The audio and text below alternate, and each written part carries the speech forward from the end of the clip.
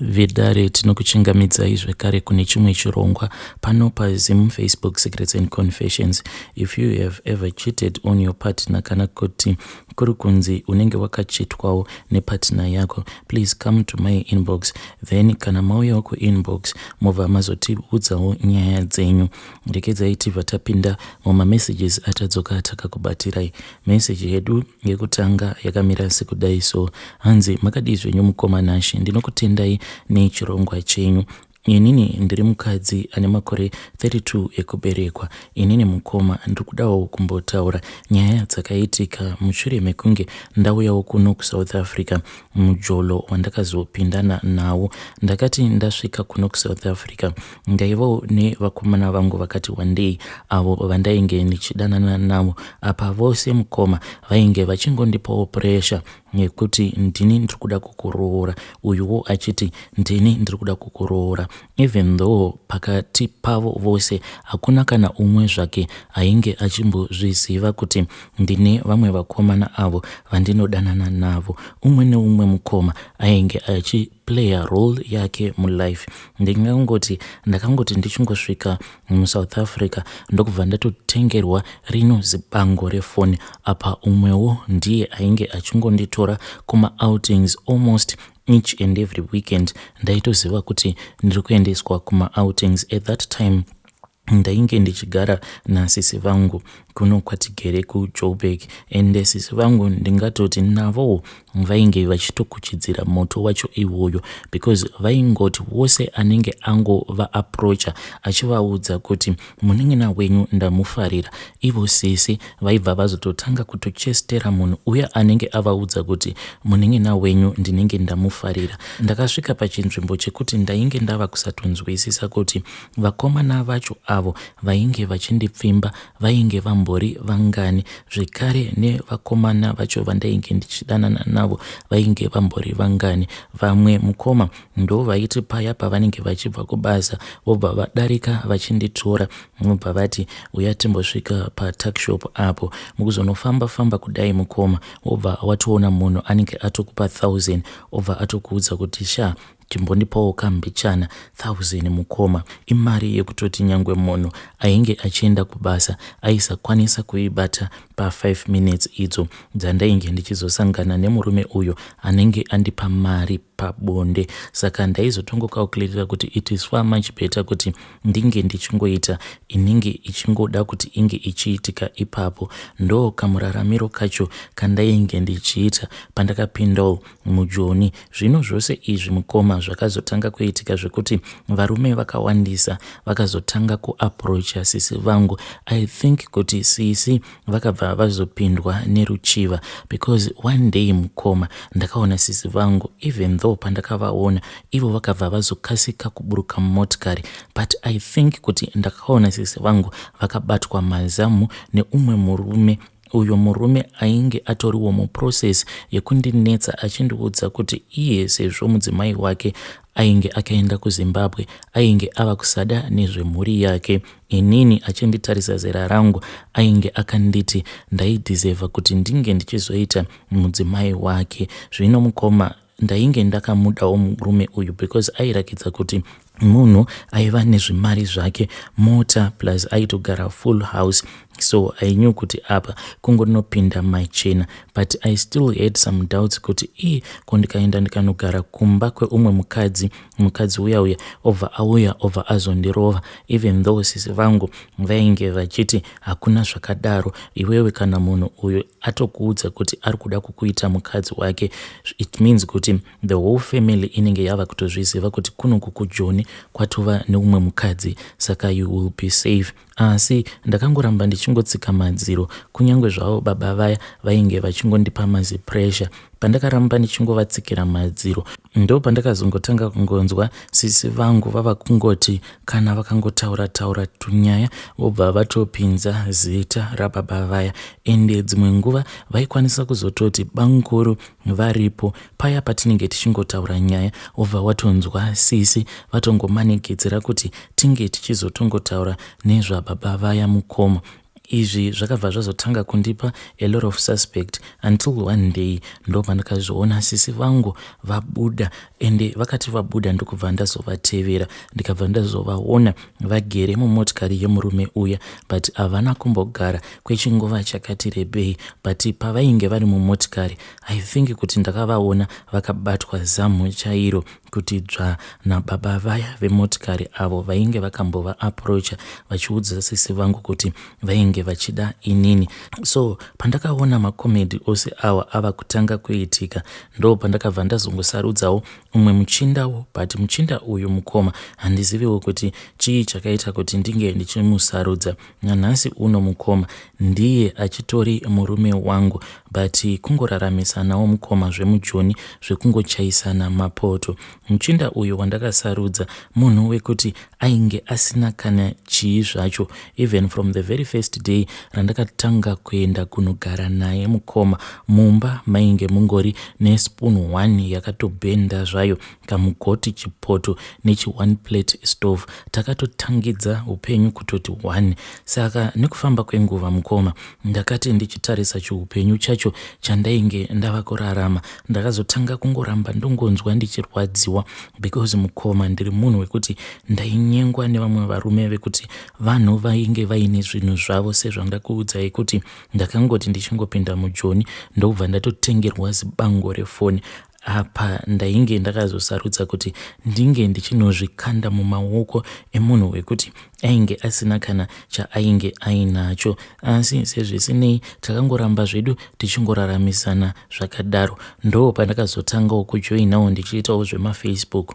Ndiripo pafacebook ipapo ndo pandakabva ndizosangana neumwe murume. Saka murume uyu mukoma iye akandiudza kuti anogara kuCape Town, ndokubva azondiudza kuti ainge akarambana nemukadzi wake ainge aine vana vake 2 and he was willing kuti kana kuri kunzi akazowanawo munhu wekuti anenge ari serious iyewo ainge ari serious. Ndakabva ndacalculate ndikabva ndaona kuti zvainge zviri nani ndezvipi, ndokubva ndasarudza kuti ndinge ndichimboenda kuCape Town ikoko kuti ndinozvionera kuti muchinda uyu panzvimbo paainge agere painge pakamira sei. Asi mabudiro acho mukoma ainge achinetsa, because muchinda uyu wandaike ndichigara naye, uyo wandichigere naye nanhasi uno munhu wekuti akangonyarara, so munhu ari very quiet. Kunyangwe ukapopota haana kana nguva yekuti ange achipopotedzana newe. Chaanongoita ndechingoti kana wazonyanyisa kupopota anobva azobuda panze, unogara zvake panze. Saka way out yekuti ndinge ndichizoenda kuCape Town ndainge ndichishaya.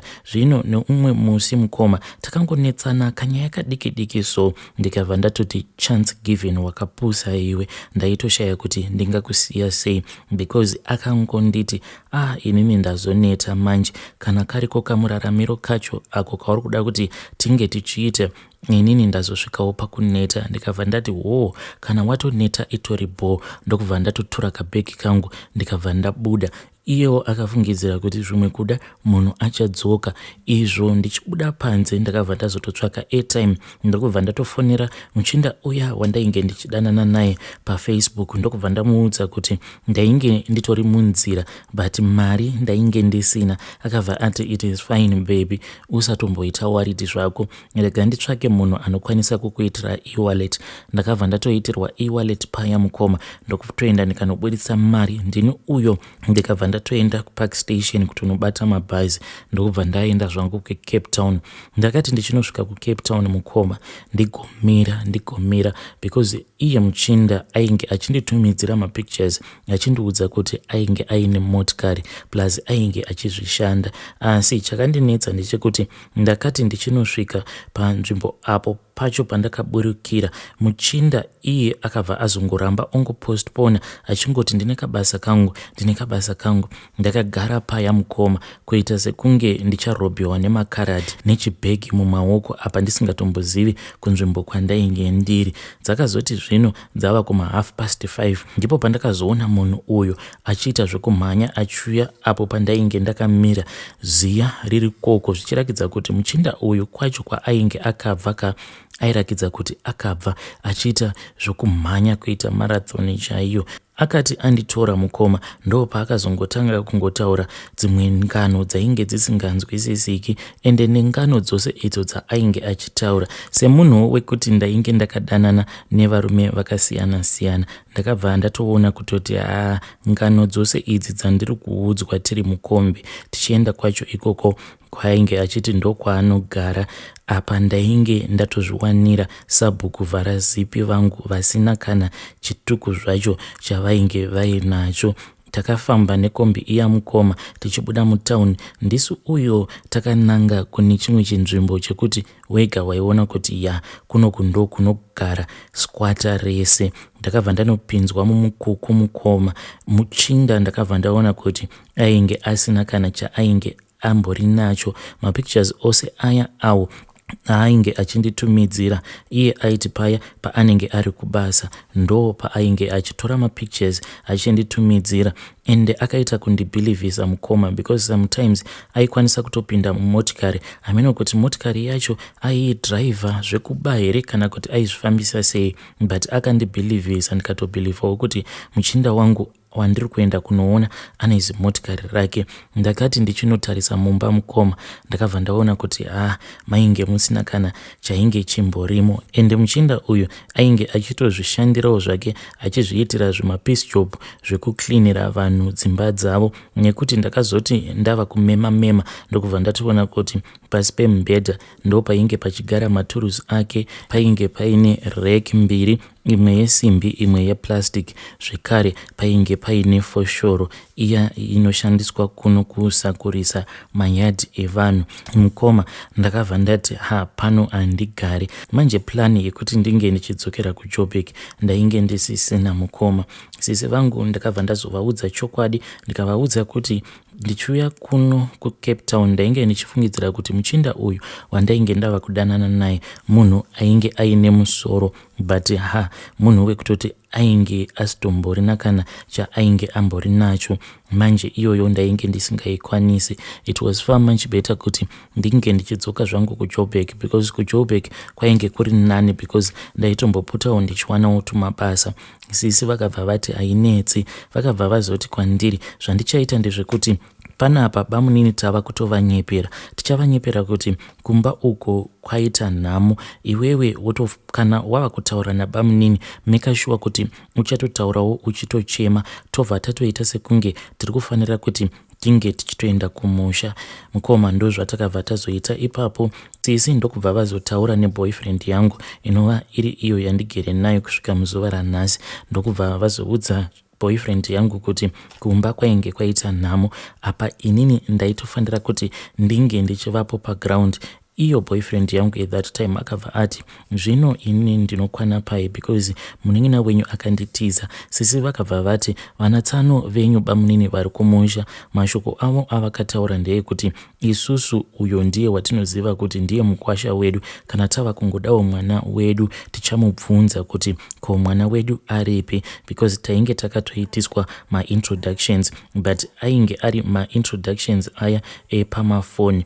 So iye akabva azopindwa nefiye ndokubva azonditumidzira mari iyoyo mukoma ndo yandakabva ndazoshandisa kuti ndinge ndichibva nayo kuJoburg. Apa ndainge ndichitonyepedzera sekunge munhu atori mubhazi riri kuenda straight kuZimbabwe.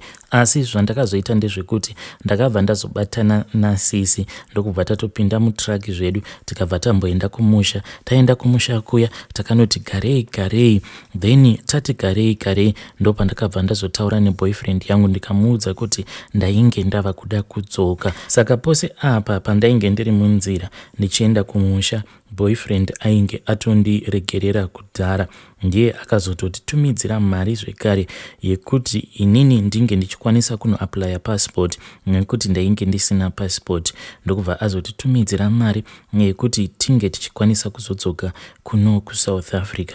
Ndakazoti ndadzoka mukoma nashi ndikabva ndazotanga kugara, asi chingoriwo chimereji chenhema. Makore apfuura awo museri ainge akatombounganidza mari yake. Mari iyi mukoma kwandiri yainge iri shomasa because ainge akaunganidza 6,000 800 rands. Ndokubva azoti iye ainge achida kunondiroora mukoma. Ndakabva ndapagaya ndikati saka izvezvizvi tobva tatosimuka tichibva kuno kuSouth Africa ndotoenda totonounganidza hama dzangu ndodziunganidzira 6800 iyoyo. Mukoma ndakangoti ehoi kisetai madates acho, but wo semunhu wekuti haafariri noise anongoti kana mumba mukaitika noise obva aramwa. Ndakangotanga tumwe tumusikanzwa twekuti iye akabva aboekana ndokubva tazongogovana mari iyoyo, because ndozvaanowanzokuita kana mumba muine mari. Kana tikatanga kunetsana iye anobva agova mari iyoyo yatinenge takachengeta mumba obva ati tora yako inditore yangu, ndiite yandinoita iwewe woita yaunoita. Asi kurambana zvedu hatirambane. Saka ndakatozviitira ndichitoziva kuti kamari ako kacho kaainge achida kushandisa kuti ange achindiroora, kana ndikangomuitira zvinomubohwa anobva atogova mari iyoyo. Akagova mari iyoyo mukoma yangu ndokubva aita kunditema nayo. Ndikabva ndati watondigonera iwe, ndikabva ndatora mari iya ndikaita zvangu zvandainge ndichida kuita. Mukoma, idziwo ndo nyaya dzangu dzemujolo. Hei vedare, ndo meseji iyo yandakatumidzirwa ichibva kune mwanasikana uyo. Zvakangooma hazvo veduwe. Kana uinewo yako nyaya yaunenge uchida kuti tinge tichizoipostawo paplatform, please feel free kuyawo kuinbox.